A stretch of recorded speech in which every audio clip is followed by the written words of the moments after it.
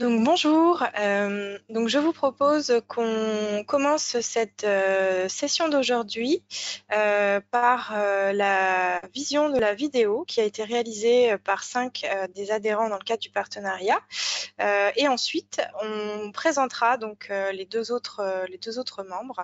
Donc je vais sans plus tarder vous partager la vidéo.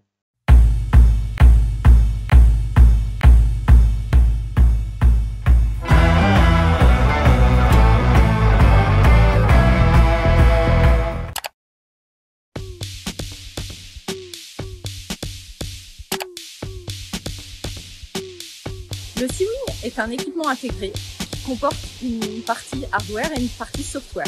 La partie hardware est composée d'une aile automatisée de 1000 m², d'un câble ombilique, d'un pod qui vient contrôler automatiquement les mouvements de l'aile, d'un équipement de pont qui va assurer un dépliage, repliage et stockage automatique de l'aile, et également d'une partie software qui va optimiser la performance de l'aile grâce à l'intégration des lois de pilotage et également optimiser l'utilisation de cette aile grâce à notre système d'éco-routage qui combine des données océan, des données météo, les données de l'aile et des données du navire afin de proposer une route optimale pour le capitaine du navire. Être un changemaker aujourd'hui, c'est être un entrepreneur social qui va innover, qui va engendrer des dynamiques vertueuses, qui va être un acteur du changement et de la transformation en profondeur de la société pour le bien commun de tous. Deux leviers me semblent indispensables pour accélérer ce changement. D'abord, la mise en place de mesures incitatives, dont des mesures incitatives financières pour accompagner les entreprises, les inciter à changer de modèle et notamment à intégrer dans leur business plan le prix du carbone et les émissions de carbone associées. L'autre levier serait de mettre en place des mesures d'accompagnement des startups qui proposent des solutions vertes et les accompagner jusqu'à la fin de leur traversée du désert. J'ai une relation très proche à l'océan, j'ai grandi au bord de l'océan, j'ai fait beaucoup de voile et j'ai fait du surf. Et pour moi, l'océan est tout simplement vital pour l'homme. Il absorbe 30% de nos émissions de carbone et il représente 2/3 de la surface du globe. Il regorge d'une très grande biodiversité, de ressources naturelles. Pour moi, il est vital pour l'avenir de l'humanité et nous devons le préserver. Au Change Now Summit, nous recherchons des partenaires qui veulent nous accompagner dans notre développement industriel et qui veulent faire partie du succès d'Airsis.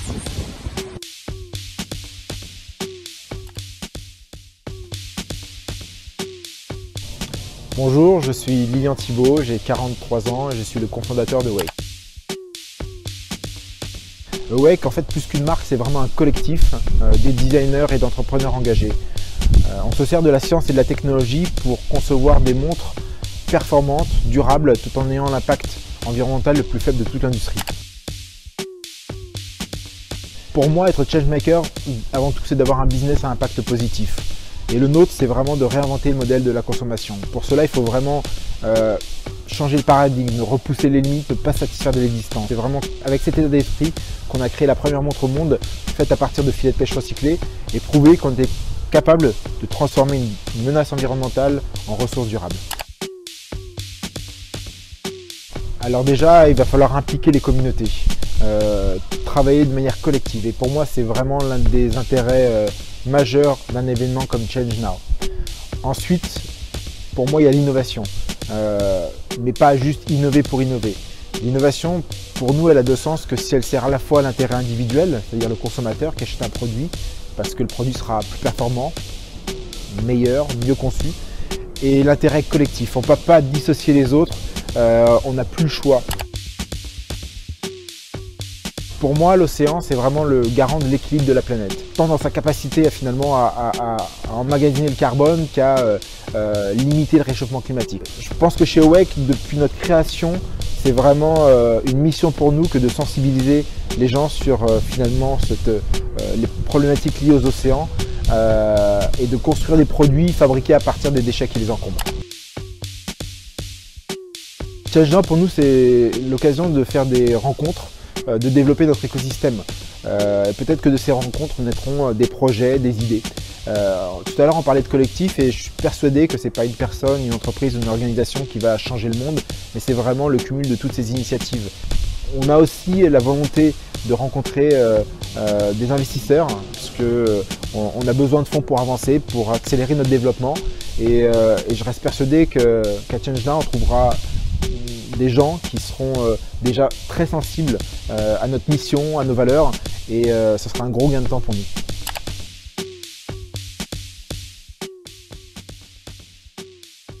Action! Action! Bonjour, je m'appelle Pierre-Antoine Guibou et je suis le président fondateur de la société Sargasse Project. Cette société a vocation à venir valoriser les algues sargasses qui sont un véritable fléau chez nous dans les Caraïbes entre autres, et on la transforme cette algue-là en pâte destinée à venir se substituer à la pâte à papier classique pour en faire du papier, du carton, des objets en cellulose moulée et également des produits d'entretien et du cirage, pourquoi pas. C'est une personne qui participe au mieux vivre commun, que ce soit environnemental, sociétal ou économique, par la création d'idées nouvelles ou des idées améliorables, qui va au bout des choses, qui essaye d'aller au bout des choses avec ses moyens, sans se laisser influencer par des acteurs extérieurs. C'est très important. C'est un acteur du changement, un acteur de l'évolution, de l'innovation, et ça, pour moi, c'est le résumé du changement. Pour moi, il y a trois leviers essentiels, la curiosité, la confiance en soi et l'innovation. Alors évidemment, ces trois leviers-là vont de pair. Tout passe par la curiosité. Quand on est gamin, on s'intéresse un peu à tout. Et forcément, quand on s'intéresse à tout, on essaye d'avoir des idées nouvelles qui poussent à la création.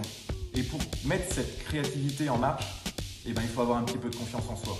Et quand on a ces trois leviers-là, on se rend compte que tout est possible. Alors ici on est à Saint-Barthélemy, alors on est entouré d'eau évidemment, on est d'un côté l'océan Atlantique, de l'autre côté la mer des Caraïbes. On vit avec l'océan qui nous entoure, c'est un élément qui est essentiel évidemment ici. Je suis breton d'origine, j'ai grandi à côté de la mer, un passionné de voile également. Donc évidemment j'ai un rapport particulier avec l'océan. Et quand je suis arrivé ici à Saint-Barthélemy, il y a 8 ans maintenant, et j'ai été confronté à ces échouements massifs d'algues sargasses, je me suis dit qu'il fallait vraiment s'en débarrasser et trouver une solution de valorisation à ces algues. Alors ChangeNow, c'est une véritable opportunité pour nous de faire connaître encore plus notre solution de valorisation des algues sargasses. On souhaite également nouer des synergies avec d'autres acteurs du changement. On a vu des solutions qui étaient naissantes ou qui sont déjà en voie de développement sur tout ce qui touche un peu l'océan. Voilà, on pourrait trouver, je pense, des moyens de travailler ensemble et puis également, évidemment, trouver des partenaires qui sont désireux d'utiliser en tout cas de tester notre pâte 100% sargasse sur leur machine pour pouvoir produire les produits finis qu'ils voudront bien développer.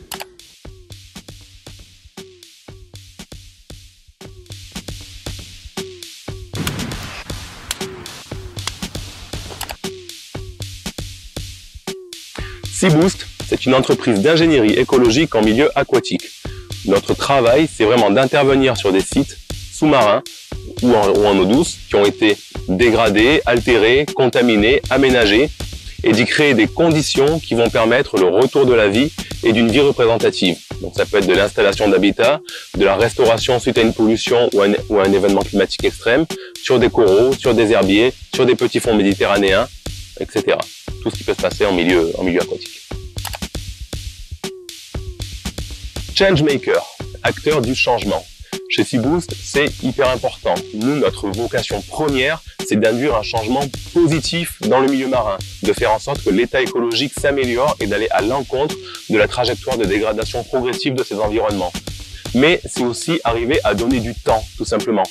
Être Changemaker, c'est aussi travailler en équipe avec les autres acteurs du changement et c'est simplement donner un petit peu plus de temps à l'environnement marin, à la nature, pour qu'elle ait un petit peu plus de résilience et faire en sorte que toutes les briques mises bout à bout de l'ensemble des personnes qui veulent faire en sorte que la situation s'améliore puissent se correspondre et puissent interagir de manière à tendre vers quelque chose d'un peu meilleur que ce qu'on a aujourd'hui, tout simplement. Alors, pour accélérer le changement, d'abord il faut agir avec justesse. Les milieux naturels évoluent depuis 4,5 milliards d'années. Le biomimétisme, les solutions fondées sur la nature Ce sont des moyens qui nous permettent d'approcher de la manière la plus fidèle possible les besoins des espèces et leurs préférences sans faire de bêtises par nos actions.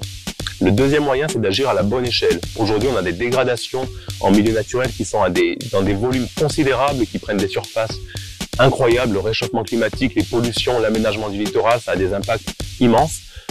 Il faut être capable d'avoir des actions à grand volume, d'avoir des projets qui couvrent de l'espace, qui couvrent de la surface pour répondre à l'enjeu.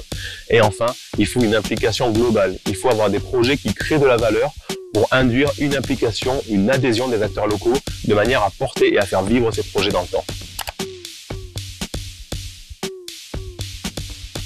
Je suis originaire de Marseille, j'ai été pour ainsi dire élevé dans l'eau. Je suis photographe sous-marin depuis bientôt 20 ans.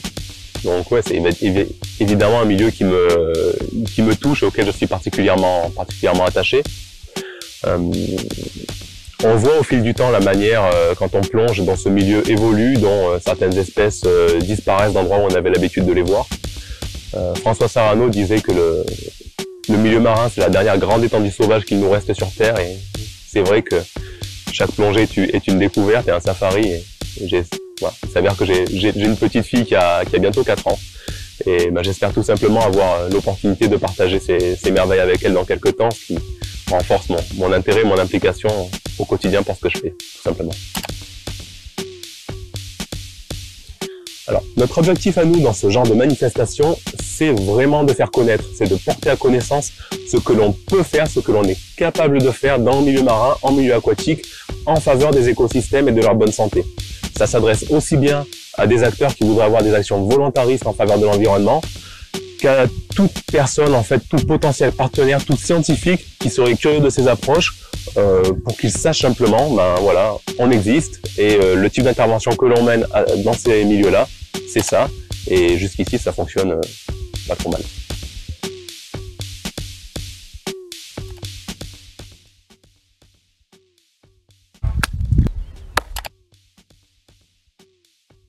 WIPSI est l'entreprise de recensement environnemental digital. Nous aidons les gestionnaires de parcs naturels ou d'infrastructures, les bureaux d'études ou les chercheurs en écologie à effectuer des recensements environnementaux grâce à l'analyse d'images. Nous avons développé pour cela une solution logicielle qui permet de retrouver la faune sauvage ou des activités humaines sur des photos ou des vidéos grâce au deep learning. Pour moi, être changemaker, c'est agir tous les jours pour créer une société humaine plus respectueuse de la nature. Pour cela, il faut agir dès maintenant pour diminuer le réchauffement climatique et arrêter les 6e extinctions des espèces. À WIPSI, nous faisons en sorte d'aider les gens qui ont besoin d'analyser les images pour concilier les activités humaines et la protection de la nature.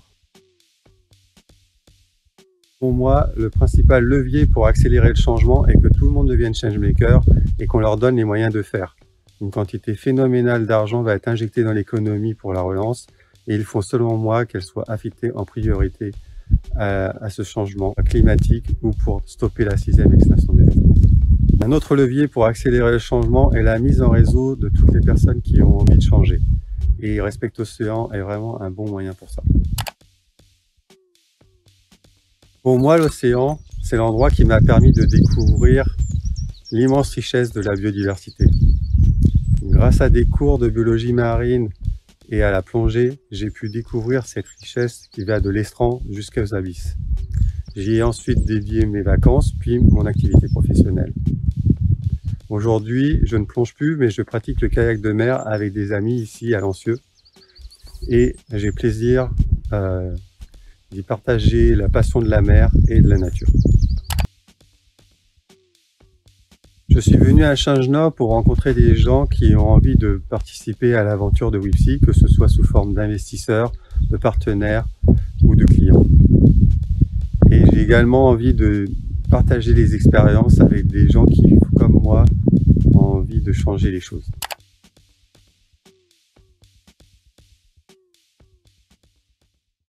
Alors, vous venez de découvrir donc 5 adhérents sur les 7 mentionnés sur cette diapositive. Ces vidéos ont été réalisées dans le cadre du partenariat. J'invite maintenant donc nos 7 changemakers à brancher leur webcam et on va peut-être laisser la parole donc du coup à Kerbiolis et à Iadis qui n'étaient pas représentés dans cette vidéo afin qu'ils puissent en dire un peu plus, pareil sur le même format, hein, 2-3 minutes, pour que nos participants puissent avoir des informations. On a déjà reçu une première question. En attendant que tout le monde branche sa webcam, et que peut-être Laura commence par présenter rapidement Carbiolys. Donc j'invite à nouveau tous les participants d'aujourd'hui à indiquer leurs questions dans la chatbox afin que je puisse relayer les questions. Donc voilà, je rappelle qu'on a déjà reçu une première question. Donc n'hésitez pas à envoyer les autres. Laura, je vous laisse peut-être présenter donc Carbiolys en quelques minutes, et ensuite on laissera Cyril présenter Iadis. Avec plaisir. Bonjour à tous. Merci pour cette occasion de présenter Carbiolys, qui est une start-up auvergnate qui a aujourd'hui 4 ans d'existence. On est 25 salariés et on est membre de RespectOcean depuis quelques mois seulement. C'est une nouveauté, mais déjà ravi de faire partie du réseau. Alors nous, on est un peu loin de l'océan en Auvergne et on pourrait croire qu'on est un peu loin des préoccupations de l'océan par notre activité, mais finalement, il y a un vrai lien puisque nous travaillons sur la fin de vie du plastique et on sait aujourd'hui que 80% des déchets marins ont une provenance terrestre et que dans ces 80% de déchets marins, on a 75% de plastique qui sont concernés.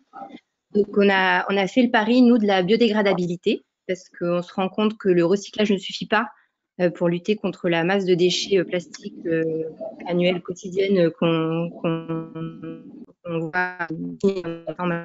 On a fait le pari de la biodégradabilité, plus précisément du compostage. Donc, plus précisément, on a mis au point un additif qui s'appelle Evanesto. Cet additif peut être ajouté au moment de la transformation traditionnelle du plastique d'origine végétale, c'est aussi un bioplastique. Et notre additif va venir en fait accélérer les capacités de biodégradation, là, c'est son petit nom, et lui permettre de devenir 100% compostable et 100% biodégradable, même dans des conditions domestiques. Donc, on va dire les conditions domestiques, c'est un peu le crash test ultime de la biodégradation, puisqu'on maîtrise en rien les températures et les conditions de biodégradation, contrairement au compostage industriel, par exemple. On vise un large panel d'applications, mais on va dire évidemment en priorité, on vise les plastiques qui sont aujourd'hui non recyclables, puisque par exemple les bouteilles se recyclent bien, donc on ne fait pas sur ce marché-là. On vient vraiment sur les plastiques qui restent utiles déjà, pour lesquels on ne peut pas trouver de remplacement et pour lesquels on n'arrive pas à s'en passer, tout simplement, principalement pour tout ce qui est denrées alimentaires, par exemple. Également pour tout ce qui est application agricole, horticole, où il y a un vrai sens également de proposer une fin de vie en compostage à travers les matériaux organiques. Et on est au début de notre histoire commerciale du moins, parce que ça fait 4 ans qu'on existe, et après 4 années de R&D, on lance officiellement la commercialisation de notre additif, avec l'ambition de travailler avec des gros industriels, des gros plasturgistes et des marques qui sont demandeuses de trouver des alternatives pour lutter contre le fléau de leur emballage ou autres produits plastiques. Merci Laura. Cyril, on vous laisse présenter donc Iadis. Alors, Cyril, vous devez ouvrir votre micro. Oui, là c'est bon. C'est bon, allez-y. Je reprends, je suis Cyril Castello, donc le directeur commercial de Iadis. Iadis, c'est une start-up donc, qui a été créée en 2016 par Nicolas Carlesi, qui est un jeune docteur en robotique, mais aussi plongeur émérite. Et c'est parce qu'il cumule ces 2 passions qu'à un moment, il s'est rendu compte de l'état des mers et des océans. On est basé à Marseille, à Roquefort-la-Bédoule, à côté de Marseille. Et il a décidé de créer un robot collecteur de déchets flottants qui s'appelle le Jellyfish Bot. Et donc, il collecte les macro et les micro-déchets, mais aussi les hydrocarbures. Donc, c'est un petit robot qui fait 70 cm de côté, qui pèse 20 kg. Donc, il y a 4 ans de R&D, peut-être même 5 maintenant. Et donc, ce robot, il a la particularité de passer entre le bateau, sous les cordages. C'est pour ça qu'on l'a fait si petit, parce que les déchets ont la particularité de venir se loger dans des espaces exigus. Si vous avez l'habitude de vous promener, touriste ou plaisancier le long des ports, dans les marinas, vous constatez qu'effectivement, on voit toujours des déchets qui sont logés au mauvais endroit, cachés entre les bateaux. Et en fait, c'est un petit robot qui tracte un filet de 80 litres de contenance. Et la taille des déchets collectés dépend en fait des mailles du filet. Donc, vous avez des mailles qui vont de 1 cm avec un filet recyclé, qui est en fait un filet de pêche. On a récupéré un vieux filet de pêche marseillais qui vient de l'Estac et qui donc a une deuxième vie après 10 ans d'existence et qui permet donc de collecter des déchets. Et on va jusqu'à 150 microns pour récupérer même des poussières dans l'eau ou pour des instituts de recherche qui utilisent notre robot pour collecter des microplastiques. Donc, on s'est rendu compte qu'en remplissant le filet avec des spaghettis absorbant d'hydrocarbures, on pouvait aussi collecter les hydrocarbures. Et c'est devenu une fonctionnalité supplémentaire de notre robot. Au fur et à mesure qu'on développait notre robot, les marinas, les capitaines de port nous faisaient remonter des besoins particuliers. Donc, on l'a doté de plein d'options. Et notamment, on travaille actuellement sur le contrôle de la qualité de l'eau pour éventuellement repérer des hydrocarbures, faire même des prélèvements d'échantillons, faire de l'analyse de l'eau au niveau des cyanobactéries, de la turbidité, de l'oxygénation. On est aussi en train de travailler sur la bathymétrie pour, à terme, avoir la possibilité de faire de la cartographie de fond. Donc, le robot passera et pourra faire en temps réel la cartographie des fonds pour une marina. Il y a une caméra vidéo devant le robot, donc avec une radiocommande et un écran, on peut voir tout ce que voit le robot pour faire de l'inspection.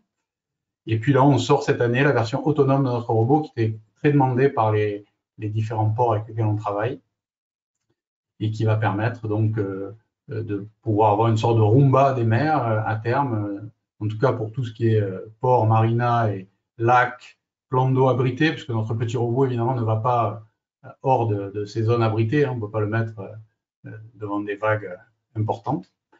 Voilà, donc c'est un petit robot bien pratique qui est utilisé par les maîtres de port, mais aussi dans le milieu industriel pour tout ce qui est collecte de déchets, pour tout ce qui est hydrocarbures, pétrochimie en général.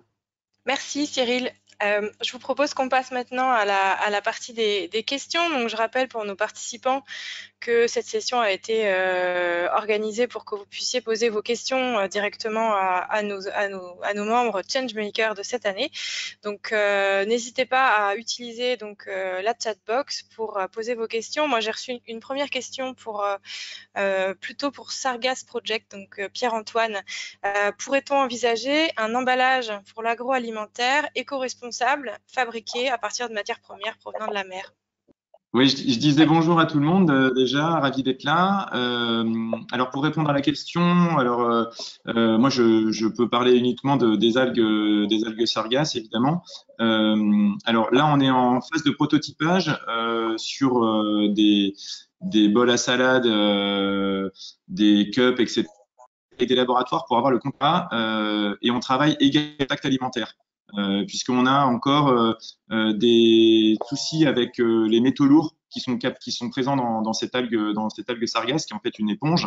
Donc on est en train de verrouiller le système afin de capter ces métaux lourds et de pouvoir les valoriser derrière sous forme de variation du pH ou par précipitation. Donc on a des solutions. Ça prend un petit peu de temps évidemment parce que pour avoir le contact alimentaire c'est plus long.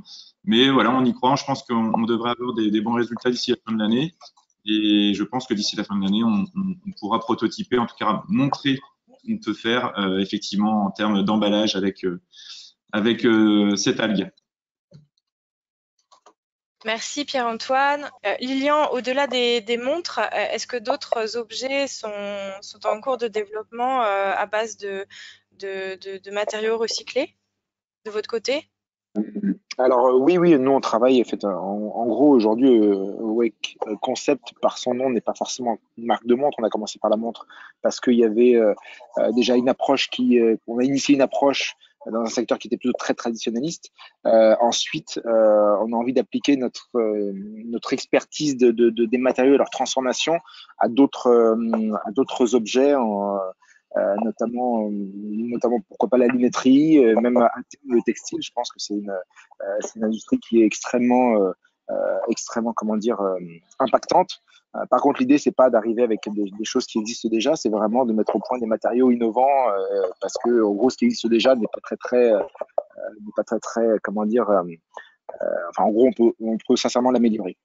Merci Lilian. Une question pour Laura. Est-ce que le procédé décrit est transposable à d'autres types de plastique? Alors, pas pour l'instant. Pour l'instant, c'est un additif qui est vraiment qui agit sur le PLA, donc l'acide polylactique, qui est un bioplastique biosourcé biodégradable. Ce n'est pas toujours le cas de tous les bioplastiques. Par contre, notre ambition, c'est de travailler à d'autres générations de produits pour viser d'autres types de plastiques, parce que c'est vrai qu'on sait aujourd'hui que les bioplastiques, c'est à peu près 1% de la production mondiale de plastique dans le monde, donc ça reste un petit combat. Mais on est au début de notre histoire et on a évidemment envie de travailler sur la biodégradation d'autres types de polymères à l'avenir. Merci Laura. Une question pour Stéphanie. Comment est reçue l'idée de votre technologie, de votre innovation par les professionnels du transport maritime? Alors, c'est vrai que c'est un milieu très conservateur, mais c'est un milieu très conservateur où ça évolue énormément et très vite. Pourquoi? Parce qu'il y a des objectifs environnementaux très ambitieux et aujourd'hui, il n'y a pas de solution unique. Il n'y a pas de solution, très peu de solutions sur le marché qui permettent de décarboner au plus vite le secteur maritime. Donc, la solution, ce sera l'hybridation, donc ce sera la complémentarité de plusieurs solutions. Et les fuels alternatifs sont encore en train d'être développés. Donc, la propulsion vélique et les équipementiers de propulsion vélique offrent une solution en fait qui est disponible dès maintenant. Et donc, c'est un atout et une opportunité très importante pour les armateurs de réduire immédiatement leurs émissions et également leur carburant. Donc, de façon générale, au départ, il y avait quand même beaucoup de scepticisme puisque c'est un milieu conservateur. Mais plus ça va, plus les très gros armateurs sont en train d'évaluer toutes les solutions de propulsion vélique et il y en a bon nombre déjà qui s'engagent aux côtés d'équipementiers. Merci Stéphanie. Une question pour Guénaël. Quels sont les domaines d'application de l'innovation? Donc en fait, on est capable de reconnaître la faune sauvage sur des photos et des vidéos, donc c'est assez large. Ça va du marin au terrestre.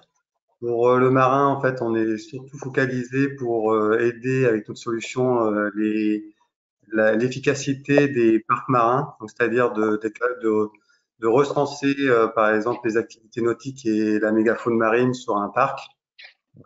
Donc pour ça, on utilise souvent des observations aériennes. Donc en mettant une caméra dans un avion et en utilisant notre logiciel, en fait, on arrive à améliorer les coûts et surtout augmenter la périodicité de ce genre de suivi. Et à terre, en fait, on aide des gens plus sur leur partie agroécologie, sur le traitement des photos qui proviennent de pièges photos qui sont mis dans la nature pour étudier l'efficacité des systèmes agroécologiques. Et en fait, là-dessus, par exemple, on nous demande de traiter des photos pour reconnaître des oiseaux qui pourraient manger des insectes qui sont ravageurs de culture. Donc c'est assez vaste et en fait, on se rend compte que plus on a de clients, plus en fait les nouveaux sujets apparaissent. Parce que typiquement, les gens qu'on a aidés sur l'agroécologie, on a augmenté avec eux un projet pour maintenant détecter les insectes parce que c'était quelque chose sur lequel ils avaient un gros besoin et on avait tous envie de faire ça. Donc on est en train de le faire. Merci Guénaël. On a un intervenant qui a une question pour un autre intervenant. Donc, Julien, je te laisse poser la question à Pierre-Antoine. Ouais. Bonjour à tous. Bonjour Pierre-Antoine. J'ai une petite question. Nous, donc on fait tout un tas de dispositifs pour mettre dans l'eau pour accueillir la vie et favoriser son développement. On se casse un peu les dents. Pour l'instant, c'est compliqué sur le sujet des matériaux biosourcés, biodégradables, mais suffisamment durables en milieu marin. Est-ce que, à partir du travail que tu fais sur les algues, tu as connaissance d'alternatives à des matériaux pétrosourcés ou même à des plastiques biosourcés qui auraient une durée de vie suffisante en milieu marin tout en restant biodégradables? La question est peut-être un peu trapue. Je te remercie pour ta question parce que elle est très pertinente et malheureusement j'ai pas la réponse. On travaille justement aussi là-dessus pour avoir des durées de vie sur chacun des matériaux. Pour l'instant, on se concentre vraiment sur notre solution. Juste pour te donner un exemple, si tu veux, nous, une feuille qu'on crée à partir je dis une feuille parce que c'est ce qu'on a, on a fait le test là-dessus, mais ça peut être sur de la pâte compressée également, mais ça sera un peu plus long. Une feuille, quand on la met dans l'eau, nous, elle se dégrade au bout de 10 jours, en fait, totalement. Après, c'est évidemment plus t'as de matière, plus ça va se dégrader en un peu plus longtemps. Mais ça fait partie nous de notre challenge évidemment d'avoir un matériau qui puisse aller sur des filières de recyclage qui n'existent pas encore. Donc va falloir la créer et également d'être recyclable et compostable à 100%. Écoute, quand on va créer un matériau, on est potentiellement preneur. On fonctionne beaucoup sur du PLA, mais ça ne se substitue pas encore complètement. Partout, il y a des limites techniques certains on a du mal à lever certains verrous encore. Ouais, effectivement, c'est compliqué. Je t'avoue, que l'utilisation des algues sargasses, c'est venu un peu par hasard. Je suis pas du tout chimiste ou quoi. J'ai dû faire des choses qu'il fallait peut-être pas faire à l'origine, mais en tout cas, notre solution a vraiment fonctionné, a épaté pas mal de labos en fait, et on a fait ils nous ont demandé, nos laboratoires partenaires, de refaire finalement 10, 15, 20, 25 fois notre formulation qui a finalement marché à tous les coups. Donc du coup, forcément, on l'a fait breveter et il se trouve qu'effectivement, il y a des potentiels qui peuvent être assez incroyables. Donc on y croit fort. Après, c'est sûr que derrière, c'est long parce que il y a tout un tas de réglementations, tout un tas de barrières à petit à traverser. Mais voilà, on espère que fin 2020, ça devrait être OK si jamais le Covid nous laisse tranquille. Bien, bonne chance. Merci. Super. Bon, donc on n'a pas l'habitude que des adhérents se posent entre des questions, mais c'est aussi ça, c'est vraiment bien. Donc voilà, j'invite donc les participants à poser des questions aux intervenants, et si les intervenants ont des questions entre eux, qu'ils les posent. Moi, j'ai une petite question pour Cyril.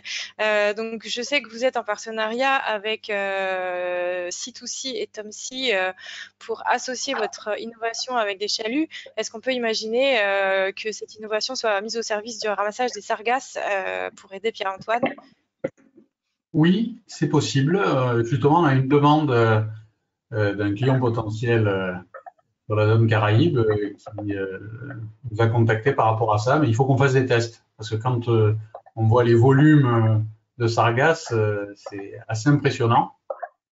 Donc, il faut voir si notre solution est adaptée. Parce que c'est vrai que plutôt que d'avoir un plus gros robot, on nous demande souvent, quand je fais des expositions, on me dit « Ah, c'est le vrai c'est un échantillon, c'est une maquette, où est le vrai ?» Mais non, c'est le vrai. Donc, il est tout petit, il fait 70 cm de côté. Donc, devant des centaines de mètres carrés de sargasses, il serait un peu ridicule. Mais cela dit, on peut tout à fait intervenir avec plusieurs robots. Et ce qu'on fait, c'est d'avoir 2 robots qui tractent un chalut de C2C, justement.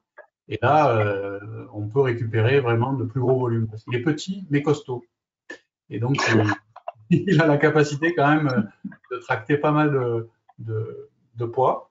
Donc, quand on en met 2 avec un chalut, effectivement, ça peut être efficace, mais il faudra qu'on le teste. Donc, on est preneur éventuellement. Si il faut se dévouer pour aller aux Caraïbes, je serai volontaire.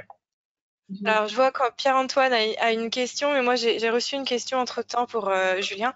Juste de rebondir sur ce qu'a dit. C'était juste pour répondre vraiment en 30 secondes. Juste pour répondre à Cyril, effectivement, je pense que les grands enjeux actuellement, en tout cas sur des startups ou les sociétés qui se passent sur la dépollution ou en tout cas le captage de déchets, on va dire plus largement dans les océans du globe, dont fait partie aussi quelque part un peu les algues sargasses quand elles s'échouent, ça sera évidemment de les capter dans l'eau directement avant qu'elles frappent les côtes.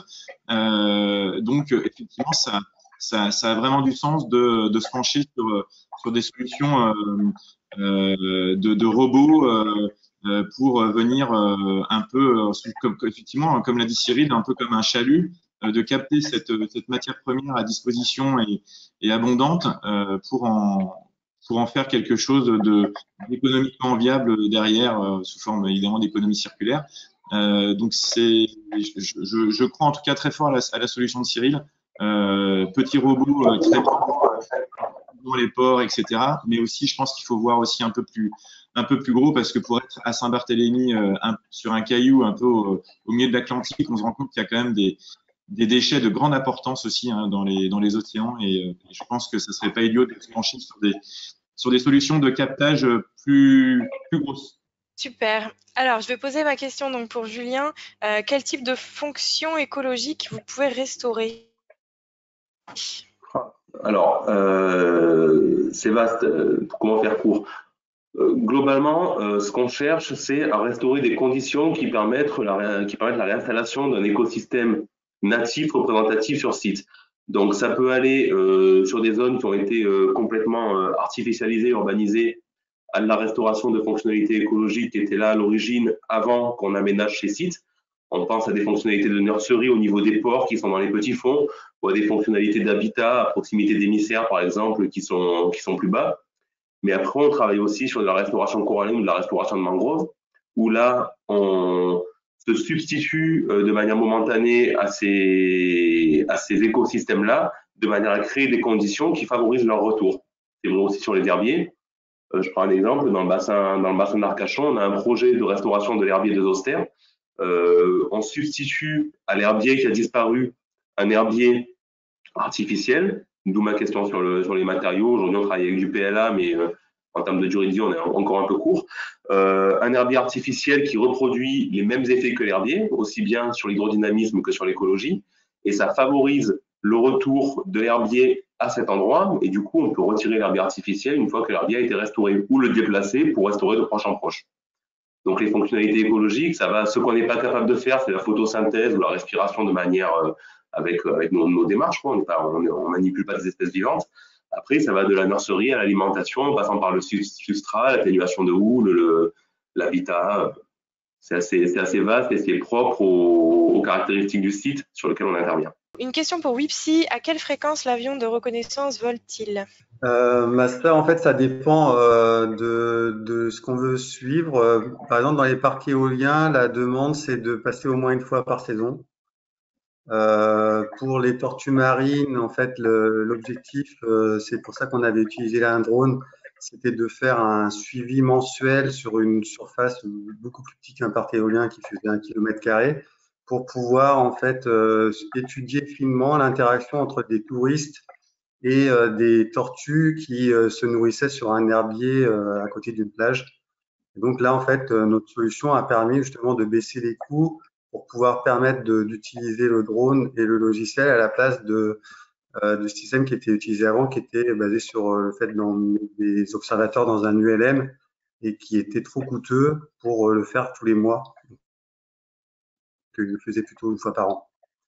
Donc là, on a vraiment révolutionné la façon de faire en permettant de faire un recensement plus fréquent. Merci Enaël. Donc, une autre question est arrivée pour Lilian. Y a-t-il un prochain produit qu'une montre en ligne de mire? Alors, je crois qu'on a répondu déjà à cette question. Mais il y a une deuxième question qui a été posée à la suite de celle-là. Comment est fait le sourcing des approvisionnements? Alors, le sourcing des approvisionnements, en fait, il est vraiment effectué. En fait, on se rend compte qu'on a peu de solutions aujourd'hui par rapport à ce qu'on fait, c'est-à-dire que l'intégralité, par exemple, des filets de pêche, on travaille avec une entreprise qui est danoise, qui s'appelle Plastix. Donc tous les filets de pêche sont récoltés en mer du Nord. Pour tout ce qui est partie biomatériaux, on travaille avec la société Arkema, que je pense que beaucoup de gens connaissent. Et alors, ce qui est un peu plus exotique sont nos mouvements, entre guillemets exotiques, hein, c'est-à-dire que aujourd'hui sur la technologie solaire, parce que toutes nos montres fonctionnent avec l'énergie solaire justement pour pas qu'il y ait de piles, pour pas qu'il y ait d'électricité, enfin en gros pour limiter au maximum les déchets. Et ça, il y a que les Japonais qui savent faire cette technologie-là. Donc sur cette partie-là, ça vient un peu plus loin, mais on essaie de rationaliser au maximum. Là, on est en train de travailler sur le développement d'un matériau, d'un nouveau matériau, d'un nouvel alliage en fait, qui sera complètement recyclé et recyclable, recyclé en France. C'est un matériau français et recyclé en France, complètement recyclable et qui aura des performances meilleures que quasiment tous les alliages, tous les métaux existants. Voilà. En termes de légèreté, de résistance, voilà. Donc en gros, on avance en fonction aussi des solutions. Et ce qui est amusant, c'est de voir que, typiquement, sur le dernier sujet, c'est une start-up avec laquelle on avance, c'est que les initiatives commencent à fleurir. Avant, elles étaient beaucoup dans les pays nordiques, et là, on arrive à trouver de plus en plus d'initiatives en France, notamment d'ailleurs une société qui s'appelle Fill and Fab qui nous intéresse sur la partie filet de pêche, qui n'existait pas quand on s'est lancé, quand on a commencé à travailler avec Plastix. Mais voilà, au fur et à mesure, on va pouvoir réduire, en gros, localiser au maximum pour évidemment limiter l'impact carbone lié au transport. Merci. Une autre question pour Wipsy et ensuite j'ai reçu une question pour tout le monde. Je commence par celle pour Wipsy. À quelle hauteur le vol se fait-il et quelle est la résolution de la caméra? Alors, en fait, la résolution de la caméra, nous, on a une caméra qui est vraiment à très haute résolution, qui fait 150 millions de pixels. On l'associe à une deuxième caméra qui appartient à notre partenaire L'Avion Jaune, qui est identique et qui permet de couvrir 400 mètres. Et donc, on fait en sorte d'avoir une résolution, par exemple, qui s'adapte à l'espèce qu'on veut détecter. Par exemple, sur la mégafaune marine, comme on veut être capable de reconnaître les oiseaux, les espèces d'oiseaux, on descend à presque 1 cm de résolution par pixel. Et donc, avec ça, on arrive à voir les marques qu'il y a sur les oiseaux et à reconnaître les espèces. Après, justement, en fonction des espèces, si par exemple, c'est que les cétacés qui sont intéressants, on peut voler plus haut et donc couvrir une plus grande zone. Donc après, c'est complètement adapté à ce qu'on veut détecter. Par exemple, là, cet été, on va faire le comptage des activités nautiques pour le parc marin de la Corse. Et donc là, comme on n'a que des bateaux, des kayaks à détecter, on va monter à 5 cm, ce qui fait qu'en plus, sur les images, en fait, comme s'il y a des gens, on ne pourra pas les reconnaître. Donc, on rejoint aussi toutes les contraintes RGPD qui sont nécessaires aussi à respecter. Merci. Alors, je m'excuse pour la personne qui a posé la question collective. Je vais la garder pour la fin. On a reçu une question pour Carbiolis. Est-ce que vous pouvez recycler les plastiques présents en mer, comme les filets de pêche, par exemple? Alors, nous, on n'est vraiment pas dans le recyclage, on est plus dans la biodégradation. Donc, on ne pense pas des systèmes de collecte et de traitement pour le recyclage. Sur les filets de pêche, je ne pense pas parce qu'en fait, on travaille vraiment sur la biodégradation par compostage. Donc, il faut que les conditions du compost soient réunies. Donc, si on le plonge dans l'eau, ça ne se biodégradera pas de la même façon. Donc, on est vraiment plus sur comment est-ce qu'on limite le nombre de déchets plastiques sur Terre pour éviter qu'ils aillent dans nos cours d'eau et ensuite dans nos océans. Donc, traiter le problème directement sur Terre pour la sauvegarde des océans. Merci. Je redécale à nouveau la question collective puisque nous avons reçu une nouvelle question individuelle. Une question pour Sargasses. Donc Pierre-Antoine, avez-vous pensé à cultiver des sargasses pour sécuriser l'approvisionnement quand il n'y en aura plus? Alors, la réponse est oui, on y a pensé, mais on va déjà faire avec ce qu'il y a, ce qui nous arrive, parce qu'il y en a quand même pas mal. Il y en a quand même pas mal de millions de tonnes. Il y en a 25 millions de tonnes dans les océans du globe, 3 millions de tonnes par an supplémentaires actuellement. Enfin, 25 millions de tonnes, c'est une approximation parce que il y a des données qui vont jusqu'à 300 millions. En fait, pour sécuriser notre approvisionnement, on est en train de travailler avec un ingénieur là, à Saint-Martin sur l'île voisine qui va mettre en place notre première ligne de production dans lequel on a inclus un stockage de ces algues-là puisque nous, on est capable de les transformer entre 0 et 3 jours d'échouement ou alors évidemment dans l'eau. Après, elles pourrissent, donc elles sont très difficiles à valoriser derrière. Et pour les stabiliser, ces algues-là, On va les faire. Alors, je peux pas trop en dire parce que ça va faire aussi l'objet, je pense, d'un brevet. On va faire en gros les faire passer dans un tunnel solaire avec une certaine température pour enlever le maximum d'eau et pouvoir les sécher et donc les conserver aussi longtemps qu'on le veut pour pouvoir les transformer, les valoriser tout au long de l'année sans avoir un problème de ravitaillement ou d'avitaillement de ces sargasses-là. Pour notre première fabrique de pâtes qui sera vraisemblablement en Guadeloupe, ça sera largement suffisant et je pense qu'on n'aura même pas besoin dans un premier temps de les stocker puisqu'il y en a quand même un sacré paquet, c'est le cas de le dire.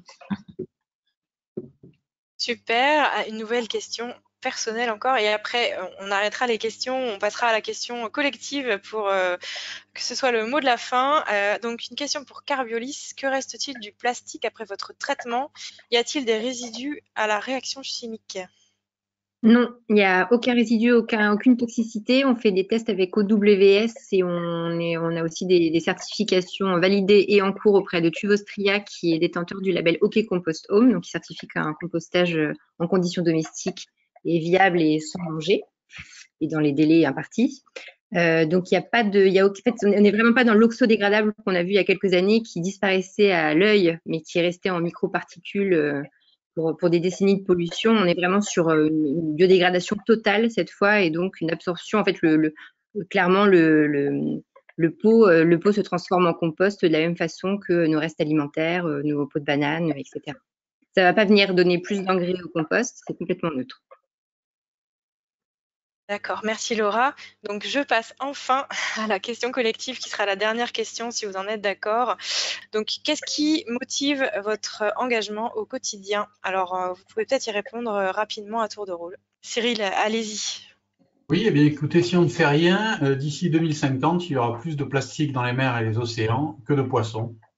Donc, faut agir. Et c'est ce qu'on fait à notre niveau. Merci Cyril. Guénaël, c'est à toi. Ouais, moi je dirais que c'est l'action aussi. Finalement, ce qui compte, c'est de faire.